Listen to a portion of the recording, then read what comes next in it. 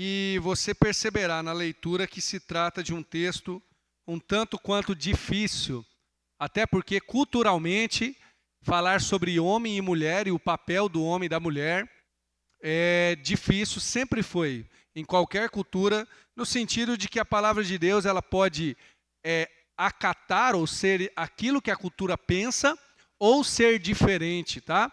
E nós iremos ver nesse texto, o apóstolo Paulo está falando para Timóteo sobre oração, ou seja, o culto a Deus, e ele continua nessa ideia. Então, o tema hoje é o homem e a mulher diante de Deus, especialmente no culto, tá? Se você quiser, por exemplo, um texto que fala especialmente sobre casamento, Efésios capítulo 5 irá falar sobre casamento. E, aliás, muito bem falado, né? A relação do homem e da mulher, o papel do homem e da mulher no casamento.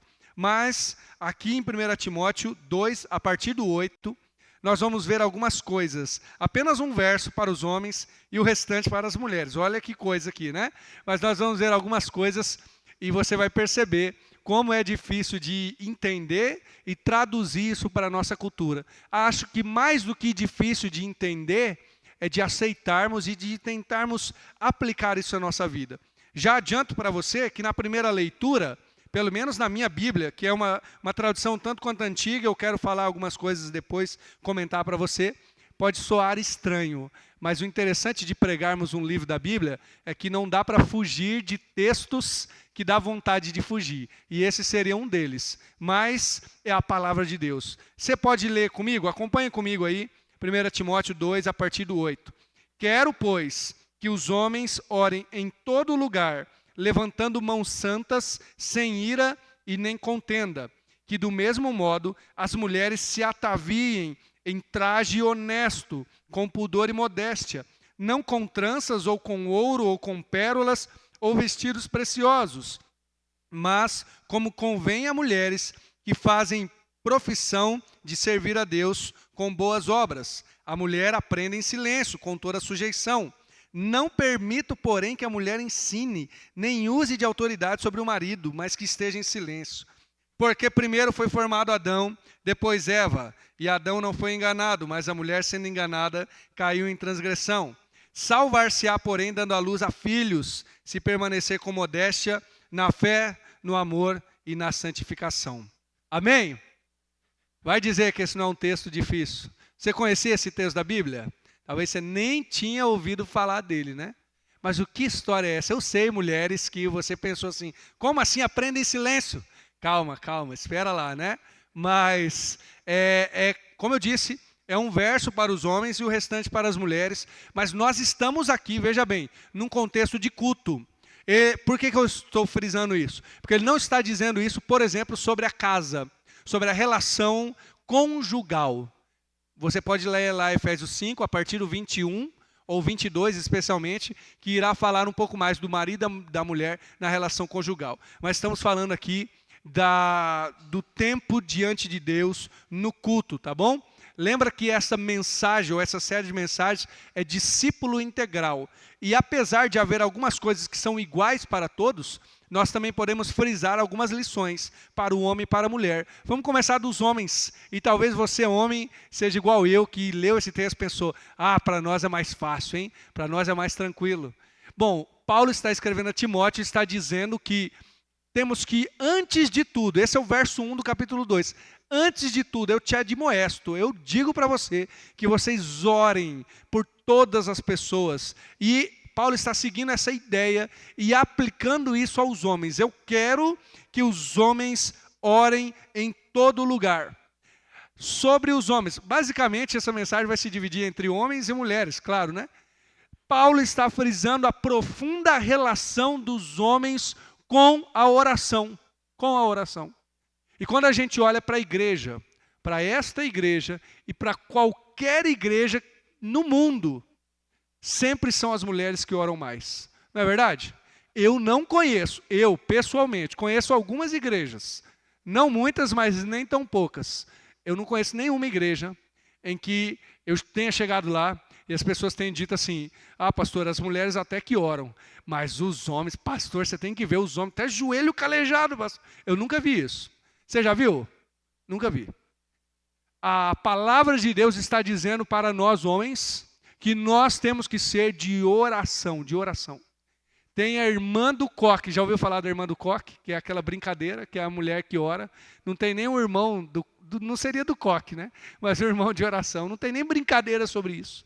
Sabe por quê? Porque naturalmente os homens, eles são de ação, são de servir.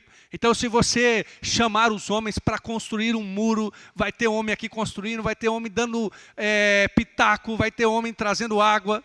Se você chamar um homem para fazer alguma obra, opa, que bênção. Amém, porque homens devem ser fortes mesmo, e devem ser construtores e protetores. Mas é por isso que a palavra de Deus está nos exortando. Porque nós, e aí eu aplico aos homens mesmo, né? Nós como homens, nós queremos que as coisas aconteçam, nós queremos que as coisas sejam feitas, queremos ação, mas nada disso será feito espiritualmente se não começar por meio da oração. Não acontecerá. Essa é uma lição que eu tenho aprendido a duras penas. E você, homem, especialmente você que serve na igreja, talvez você diga assim, por que eu faço, e as coisas não saem do lugar? Porque falta oração. Os homens orem em todo lugar, levantando mãos santas. Você quer que o seu ministério vá para frente? Então você se coloca de joelho. Você quer, especialmente homem, que a sua família ouça a palavra de Deus, seja um intercessor. Se a sua mulher ora mais que você, você não está entendendo isso. Aí você fala assim, mas você não sabe o tempo que a minha mulher ora. Ué, então você toma isso como um desafio e ora mais que ela. Claro que essa não será uma competição, obviamente, né? Apenas um instigar da palavra de Deus. Os homens devem orar em todo lugar. Nós que devemos estar orando. Nós, homens, temos a tendência, a gente homem, eu já ouvi alguém dizendo que o homem constrói a tribo e a mulher constrói a aldeia, e eu acho uma boa conexão aqui.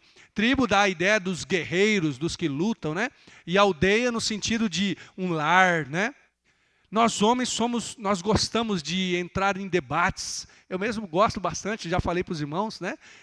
Gosto de debate teológico aí, você me chama para um debate que eu gosto. A gente gosta de debate político, a gente gosta de um monte de coisa dessa. A tendência do homem, não todos necessariamente, mas a tendência do homem é isso. Aí Paulo vai dizer assim, sabe o que você faz? Você que gosta de debate político? Ore por todos os que estão em eminência. Ore pelas autoridades. Você que gosta, eu gosto de trabalhar na igreja. Ore então na igreja, em todo lugar, levantando mãos santas. Percebe? Nós somos chamados, irmãos, a sermos intercessores. Você é chamado para orar pela sua família, para orar pela sua casa, para colocar os seus filhos nominalmente na presença de Jesus. E eu creio, tá? E posso falar uma palavra que eu acho que é muito séria aqui. Eu creio que não há família que não seja transformada pela oração. É óbvio que da irmã, da mulher também, mas esse é um chamado a nós homens, porque para nós não parece óbvio. O homem diz assim, eu levo a comida para casa, eu trabalho, eu faço coisas aqui na igreja, então está tudo resolvido. Enquanto que a palavra de Deus diz, ore em todo lugar.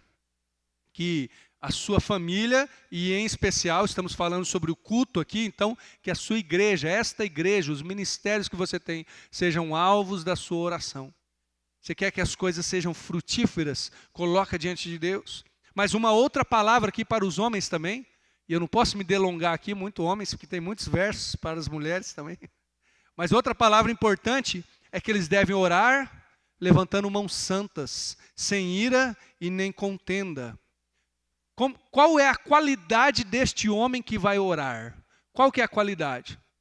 Veja, eles não estão falando assim, deve orar, mas ore então com muitas ações. Não.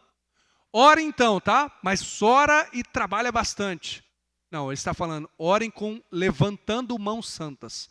Aqui já dá um detalhe interessante. Veja que ele não está falando de posições ou de coisas assim, literais. Você não precisa necessariamente pegar a sua mão e levantar na hora de orar, não é isso.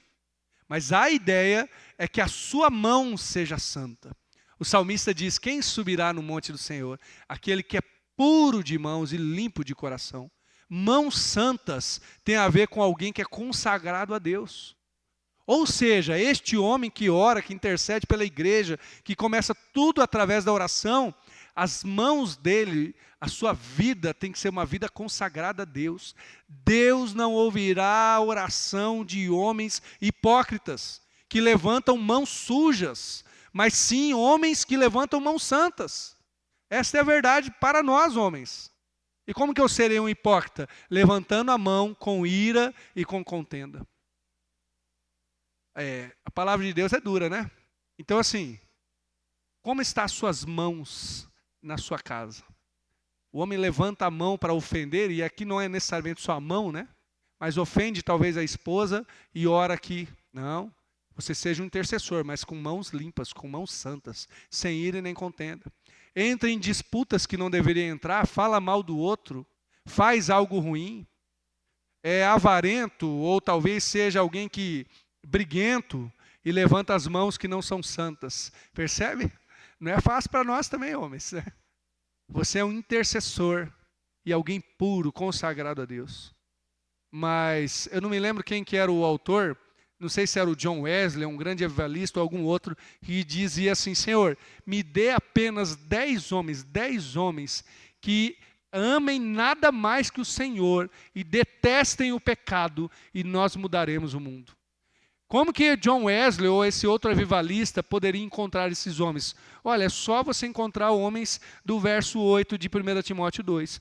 Homens que oram em todo lugar e levantam mãos santas sem ira nem contenda. Deus quer fazer de você um intercessor. E Deus quer fazer de você um intercessor purificado. Não há pecado que o Senhor não possa perdoar. Não há transgressão que o Senhor não possa lavar. Não há mãos que não possam ser lavadas na presença de Jesus. Então vá até Ele. Jogue fora qualquer tipo de ira ou contenda. Peça perdão. Revigore os relacionamentos. Seja honesto para que as suas mãos levantadas em oração sejam mãos santas, sejam mãos puras. Essas eram as mãos de Jesus. Interessante, né? Jesus era plenamente homem, também plenamente Deus, mas homem, masculino mesmo, e ele orava, e as suas mãos eram santas. E Jesus foi o nosso, vamos dizer assim, modelo de oração. Essa é a ideia, homens, tá? Por mais que tem muito mais coisa para nós podermos falar, né? Mas nós somos chamados a sermos intercessores santificados. E quando isso acontece, quando Deus junta 1, 2, 3 homens que vão interceder pela sua casa, vão interceder pela igreja, que vão interceder de uma maneira santa e vão se santificar, as estruturas começam a ser mexidas. Deus começa a mexer. Como que eu posso dizer que Deus está mexendo com esta igreja? Quando Deus levantar homens que começam a orar. Quando Deus levantar homens intercessores. Quando você, mulher, levantar e falar assim: oxe, meu marido orando? Como assim? Será que aconteceu alguma coisa que eu não estou sabendo? Você pode saber que Deus está mexendo com a sua vida, com a sua família e com esta igreja, tá bom? Porque homens que intercedem são levantados por Deus para transformarem. Veja só, que humilhação para mim, né, como pastor, e para você como homem. Porque às vezes eu acho que é pela minha palavra, pela minha sabedoria, pela minha capacidade, pelo que eu sei fazer, pelo que eu deixo de fazer. Não, é o quanto nós estamos na presença de Deus. Diante de Deus, o homem tem a sua relação com a oração. E a mulher? A mulher aqui tem vários versos, hein, mulheres? Que coisa! Lembra que é no culto, na presença de Deus. E talvez eu poderia traduzir isso com um termo que seria modéstia. Mas é um termo um tanto quanto difícil de traduzir, você vai entender. A partir do verso 9, Paulo está dizendo para Timóteo falar para as mulheres que elas devem se vestir em traje honesto. Tem um outro texto que diz vestidos decentes. E aí, se você lembra que eu já falei uma coisa para você, quando várias Bíblias têm traduções diferentes, isso não quer dizer que a tradução está errada, mas que a palavra é difícil da gente entender. Sabe qual é a palavra ali no original para honesto? Ó, se vista em traje honesto. Aliás, que é uma tradução um tanto estranha, né? Que vestido que seria um vestido desonesto, né? Não tem como, mas enfim, é traje decente. Qual que é a palavra ali? A palavra é cosmios. E que isso quer dizer? Se você lembra, né? A palavra cosmo quase igual, é a palavra para o mundo. E a palavra cósmio, ela significa belo. Então, o que Paulo está querendo dizer é que elas devem se vestir em traje bonito. Calma que ainda nós vamos entender diante do contexto. O que é essa ideia de traje bonito? Vamos olhar para o mundo. Quando você vê a natureza criada por Deus, você está passando de frente de uma paisagem, tem árvore, tem um campo, tudo bem assim, uma floresta. Normalmente, naturalmente, a gente olha e fala assim, que bonito, não é verdade? Que coisa linda, que coisa maravilhosa, coisa bela, né? E a isso os gregos deram o nome de cosmo, que significa mundo, mas um mundo organizado. E quanto mais organizado, quanto mais, vamos dizer assim, harmonioso, mais bonito. Tanto é que se alguém pega lá e corta as árvores, passa um asfalto, você fala, nossa, agora ficou feio. É, porque já não está mais como é a natureza, organizado, harmonioso. Esta mesma palavra está sendo, aliás, muito parecida, está sendo usada aqui. Usem traje bonito, belo, tem a ver com o quê? Com algo organizado, com algo harmonioso. E por isso que é traduzido como decente, por exemplo. Entendeu? Algo que combina com a alma que você tem diante de Deus. Que o seu traje, que as suas vestes, e de fato está falando de veste aqui, combine com o seu coração. Seja harmonioso de uma maneira correta. A palavra cosmo, aliás, traz a palavra cosmético. Você, mulher, deve saber, deve ter usado aí cosmético nessa semana ou hoje, que tem a ver com o quê? Por que usaram esse termo cosmético? Não é uma curiosidade, nada a ver. Porque o cosmético serve para a face continuar bela, continuar harmoniosa. Olha que coisa interessante, não é? Então, as mulheres são chamadas à modéstia, ou à decência, ou veja só, à beleza. E todo o restante aqui, mulheres, deste verso 9, tem a ver com essa ideia de vestir um traje harmonioso, com pudor e modéstia. E essas outras partes aqui são nada mais do que aplicações. Olha só, nem com tranças, com ouro, com pérolas, com vestidos preciosos. E eu conheci uma igreja em que as mulheres, e essa era uma aplicação desse texto, do qual eu não concordo, tá? E não tem problema que você pense assim, mas eu acredito que não é essa a ênfase, mas uma igreja que as mulheres não podiam usar presilha no cabelo, não podiam usar brinco, não podiam usar maquiagem, porque não pode usar tranças, ouros, pérolas. Mas a ideia aqui que o apóstolo Paulo está querendo frisar é que isso não é o importante. Aliás, tem uma lição importantíssima aqui. Se ficar tão importante para você se vestir assim, e se você começar a colocar ouro, tranças, pérolas, vestidos preciosos, e esses 50 mil adereços que já foram inventados, pode colocar o que você achar interessante, né? Mas se isso tornar algo, vamos dizer assim, que torna você valiosa, ou que faça você se achar melhor que as outras, então não use. Porque tudo vem desse traje belo, traje honesto. Entendeu a ideia? Que seja aplicado ao seu coração a ideia de que o seu valor não vem dali. Essa é a questão. Mas por que o apóstolo Paulo está falando isso justamente para Timóteo? Quando ele escreve para Tito, ele não diz isso. Porque Timóteo está no ambiente em que as mulheres daquele local precisariam ouvir. Qual que é o ambiente? Ele está pastoreando a igreja em Éfeso. E lá em Éfeso havia um culto, eu já falei, e de vez em quando vou ter que lembrar, porque faz parte do contexto. Tinha um culto à deusa Diana. Quem que era essa deusa Diana dos Efésios? Ou Ártemis, também chamada de Ártemis. Olha, vou relembrar para você, porque eles criam que a estátua da Ártemis tinha caído do céu. Essa era a crença deles, tinha caído do céu. E a Ártemis era uma mulher com o busto de fora. Sim, eu sei que é chocante isso. Eles adoravam uma deusa que estava seminua. E, portanto, a adoração a uma deusa seminua levava o quê? Os principais sacerdotes, na verdade, eram as sacerdotisas. E elas adoravam a sua deusa com relações sexuais. Bom, enfim, eu não vou explicar mais, mas você imagina que tipo de culto pagão era aquele, da qual agora Timóteo está na igreja dos convertidos. Entendeu? E aí Timóteo tem que lembrar, as irmãs que se converteram do culto à deusa Diana, é mais importante o seu traje ser honesto num sentido de demonstrar a glória de Deus. Não ligue para frisado, para ouro, porque isso não é importante. O importante é sim que esteja com modéstia, mas que aparente, na verdade, o que você leva no coração. Essa é a ideia. E é uma palavra necessária também. Você percebe como a palavra de Deus ela é aplicada a cada realidade? Porque nós homens, vou inverter o caso, vocês mulheres, se falar sobre oração, as mulheres facilmente pegariam. Claro, sim, a gente ora. Normalmente as mulheres tendem mais à oração, mas essa palavra vai para os homens. Agora, se a palavra sobre o traje, sobre as vestes, serem vestes honestas, vamos dizer assim, belas, decentes, se fosse para os homens, a maioria dos homens diria, ok, não, tudo bem. Mas aqui é uma palavra importante para as mulheres. Por quê? Porque o Evangelho vai dizer que o nosso valor não vem de nada externo. Olha que libertação, olha que libertação. Por que mulheres não precisam se preocupar com ouro, com pérolas, com tranças, com um monte de coisa? Porque o valor de cada mulher vem daquele a quem ela encontrou.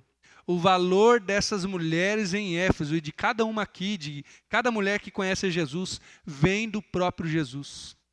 Quando Maria descobriu isso, ela pega um vaso de alabastro cheio de nardo puro e que continha com certeza muito valor naquele vaso ou naquele óleo, e pegou e derramou não somente o óleo precioso aos pés de Jesus, mas derramou a sua reputação. Tanto é que ela foi, vamos dizer assim, ela foi quase que xingada ali naquele ambiente. E Jesus a abençoou. Por quê? Porque ela percebeu que o valor que ela tinha vinha do que Jesus pensava sobre ela. Olha que coisa maravilhosa. O Evangelho nos faz descobrir isso, homens, mas mulheres, né? Interessante. Essas mulheres são chamadas a vestir-se, não com aparência, mas vestir-se com boas obras, como mulheres que fazem confissão, né, de servir a Deus. O que é vestir de boas obras? É uma virada de chave.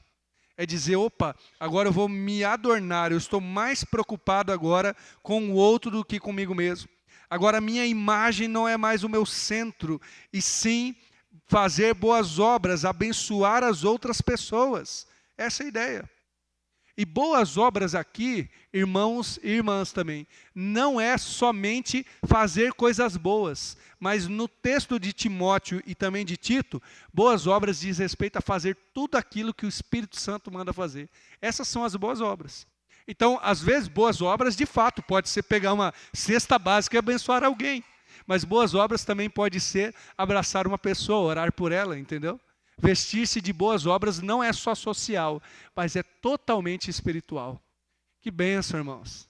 Se eu falei para os homens que uma igreja com homens intercessores é uma igreja transformada, para as mulheres, uma igreja com mulheres adornadas de boas obras, cheias da obra do Espírito Santo. Que coisa maravilhosa, não é?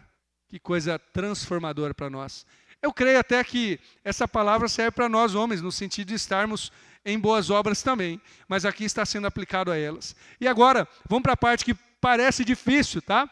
A mulher aprende em silêncio.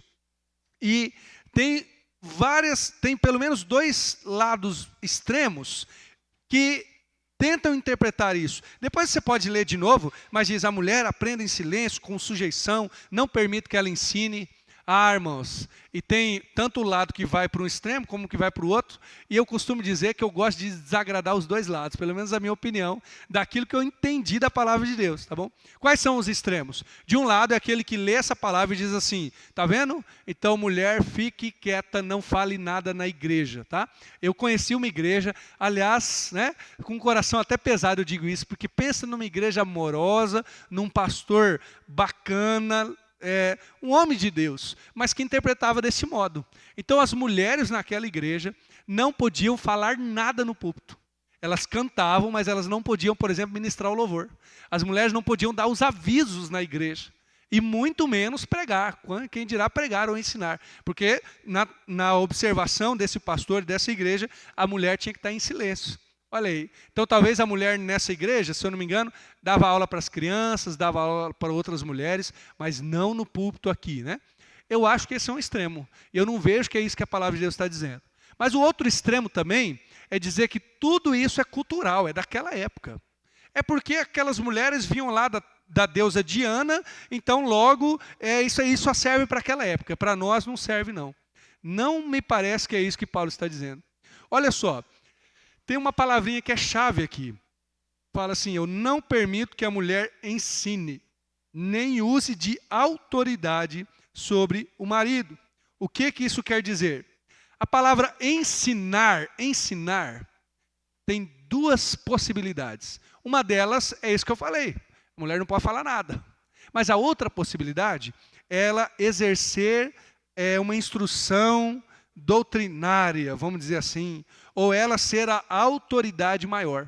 E por isso que eu estou dizendo que eu desagrado os dois lados, porque na minha percepção, o que Paulo está dizendo é que para as mulheres, elas são abençoadas quando elas falam, quando elas ministram, mas quando elas estão sobre uma autoridade.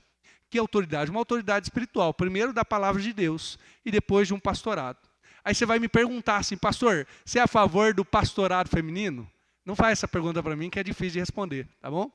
Eu sou a favor que mulheres possam ser pastoras, mas não pastoras titular. Porque é o pastor titular quem dá a doutrina. E é por esse texto que eu interpreto isso. E lembra que eu falei que eu gosto de debate? Gente, quantas vezes eu já debati isso e ninguém ainda me mudou, tá? E você pode concordar ou não, mas eu entendi isso, que a mulher exercer autoridade não quer dizer que ela não possa pregar, não possa ensinar, não possa exercer ministérios ou ser líder, porque senão, se eu tivesse essa interpretação, eu estaria sendo até hipócrita com a igreja, né? Quantas mulheres que pregam, ensinam, são líderes, e eu acredito que é uma bênção, né? Mas para mim esse texto está dizendo, a autoridade ou a doutrina nesse sentido não será, por exemplo, de uma mulher no sentido de pastora titular. Tá? É assim que eu vejo e eu creio que a palavra de Deus protege os nossos corações. E agora eu vou dizer para você a última questão aqui, que é mais difícil. Ela é mais difícil no meu coração de resolver. Não no meu coração, pelo menos na interpretação. A mulher vai ser salva se der a luz. Coloca o verso 15 aí, William, fazendo um favor. Olha que texto difícil, mulheres. O que isso quer dizer para você, irmã? Salvar-se-á, porém, dando à luz a filhos. Alguém pode dizer assim, e a mulher que não foi mãe, a mulher que não casou, por exemplo? Então ela está perdida? Pense no desespero de alguém que possa interpretar isso errado, dizendo, olha, eu não casei, não tive filhos, ou casei, mas não quis, ou não pude ter filhos. Mas a palavra salvar-se aqui é uma palavra de traduções diferentes. Quer ver um exemplo? Às vezes, quando Jesus curava alguém, a palavra salvar aqui é sozo, tá? De salvação mesmo. Mas quando Jesus curava alguém, alguns textos do Novo Testamento diz que ele salvou aquela pessoa. Mas a palavra queria dizer cura. Neste caso aqui, a palavra salvação diz respeito a uma espécie de proteção, ou, deixa eu lembrar o termo aqui certinho, mas é que a mulher, ela terá a sua identidade preservada. Essa é uma melhor tradução para salvação aqui. Preservada, no sentido de santidade. Alguns gostam de traduzir como santificada. Agora faz mais sentido. Até porque se a mulher fosse salva só se virasse mãe, o sacrifício de Jesus não seria suficiente. Porque seria Jesus mais alguma coisa, né? E para o homem, deveria ser pai? Não tem nada falando isso. Mas olha só o que a palavra de Deus diz, e eu creio que é uma bênção, uma proteção para mulheres. Tá? É claro que para os homens também no sentido de enxergar as mulheres. A mulher preservará a sua identidade. Vamos começar da cultura de Timóteo. Você vai preservar a sua identidade se você perceber aquilo que Deus colocou em você. Isso não obriga, é outra discussão, e essa eu não vou entrar, tá? Alguns irmãos leem esse texto e dizem assim, tá vendo? A mulher tem que ter filhos, tem que ter quantos filhos for. Não, eu não creio que o texto está querendo dizer isso, tá? Mas ele está dizendo o seguinte, existe algo nessa cultura doentia de Timóteo, ou de Éfeso, né, onde Timóteo estava. E eu posso dizer, irmãos, existe algo de doentio nessa cultura deste mundo que diz assim: se você virar mãe, você é diminuída. Você, mulher, talvez já tenha ouvido isso, ou já tenha sido alvo de olhares, até mesmo de discursos, né? De um chefe, um patrão, que repreende a mulher que engravidou, porque vai deixar o serviço por alguns meses. De alguém que diminui, ou mesmo na igreja, alguém que diz assim: ah, você só está cuidando do filho aí, ou você tá fazendo menos. Ou, enfim, você deixou aí algo para ser feito. Mas a palavra diz que a identidade é preservada de uma maneira. Quando você entende que existe também uma missão, sabe o que é? Cuidar dos seus filhos, cuidar das crianças, seja lá o que for, mas especialmente na maternidade. Há um chamado para este mundo, um chamado para que as mulheres abandonem a maternidade, para que as mulheres deixem de lado isso. E se você foi abençoada deste modo, saiba que é mais importante, eu estou falando como pastor, é mais importante você abençoar os seus filhos do que abençoar outras coisas. Dá para organizar? Se dá, amém, glória a Deus. Não é que você vai abandonar tudo também, não é isso. Mas é claramente um discurso contra o discurso deste mundo. É uma bênção, é uma bênção. Lembra dos homens, que os homens devem ser intercessores? Agora junta com isso. Pense em uma família em que o homem ora pelos filhos. E se ele ora, ele age, ele é o protetor, ele abençoa. E nessa família, a mãe, a mulher, né, diz assim: opa, eu preservarei a minha identidade, me mantendo na modéstia, no amor, na santificação, cuidando da minha casa. Que bênção, né? Eu chego a dizer que isso é uma família ideal até, que a gente não consegue cumprir todo o tempo. Eu não consigo ser um intercessor todo o tempo na minha casa, não consigo. Mas é o ideal de Deus. Agora, como que a gente resolve, irmãos, a situação daqueles que talvez não têm filhos, daqueles que não puderam, não tiveram, não casaram? Eu creio que a Bíblia está dando um caminho. Se este é o teu caso, glória a Deus por isso. Se é o teu caso de ter filhos, que você seja um intercessor, que você entenda que esse é um chamado de Deus para você. Agora, Paulo diz, por exemplo, para aqueles que não casaram, eu gosto de falar sobre isso em congresso de jovens, que a gente dá até uma ameaçada no jovem. Olha, pode ser que Deus nem deixe você casar, tá, jovem? Então você ora bastante aí. Mas Paulo diz que alguns têm o dom de Deus para se casar e outros têm o dom do celibato. Esse é o nome, que é o dom de estar solteiro. Estar feliz na solteirice. Amém. Tem lugar, irmãos, no reino de Deus para todo mundo. Para quem é solteiro, para quem é casado sem filhos, casado com filhos. Neste caso aqui, Paulo está dizendo: olha, não diminua o seu valor. Você que está cuidando da sua casa, você também pode ser uma bênção. Eu ouvi certa vez de uma mulher que cuidava dos seus filhos, dizendo o seguinte: Deus me chamou para missão. E eu entendi que missão é onde tem pessoas. E lá em casa tem pessoas. Então eu resolvi ser uma missionária lá em casa. É uma boa percepção, né?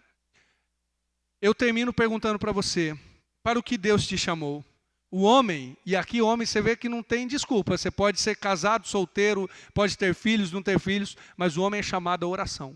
Você, homem, é chamado à intercessão e a controlar a sua raiva para não entrar nem em ira nem contenda. Homem ser um pacificador e um intercessor é quase querer bater na gente, mas é essa a ideia mesmo.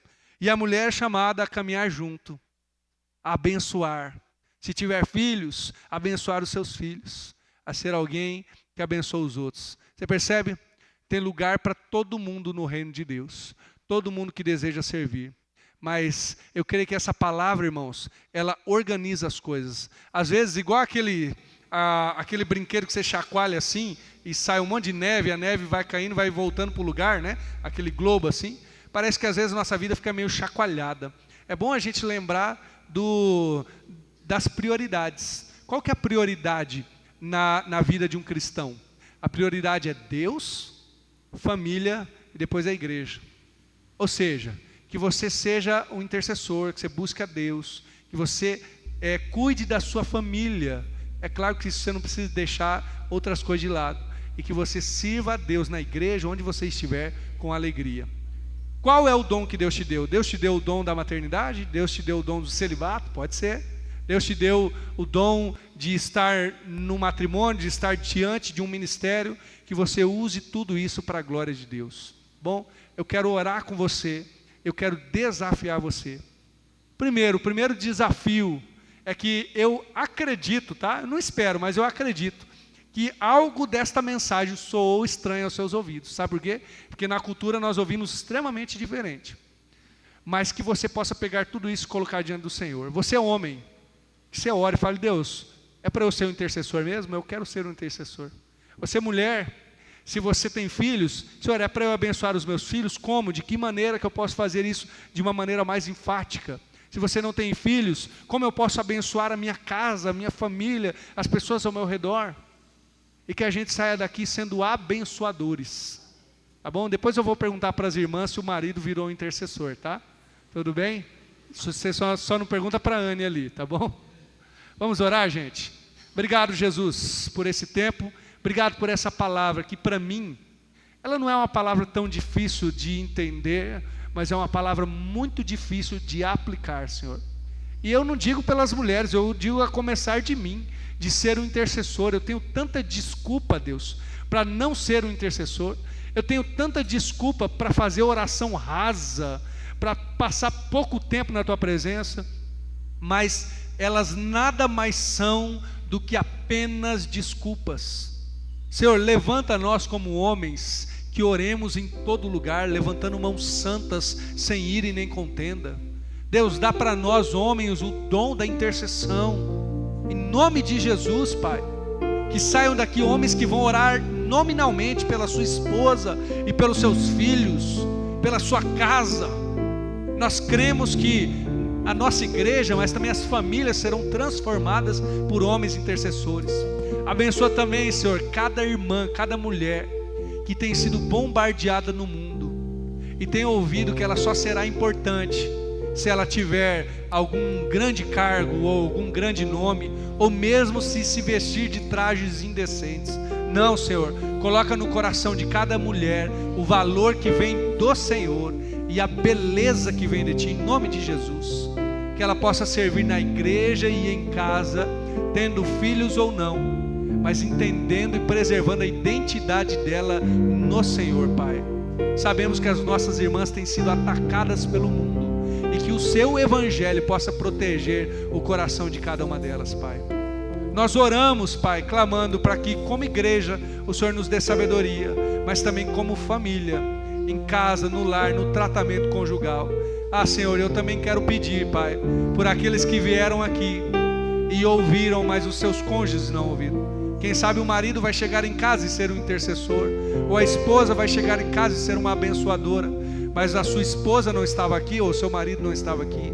Dá uma graça dobrada, Senhor, a cada um que precisa pegar aqui e levar para o seu lar, Senhor, essa palavra, este coração que descansou no Senhor. Em nome de Jesus, eu já clamo por esses lares, Senhor, pelas esposas, pelos maridos que estão em casa, que possam ser tocados pelo Senhor.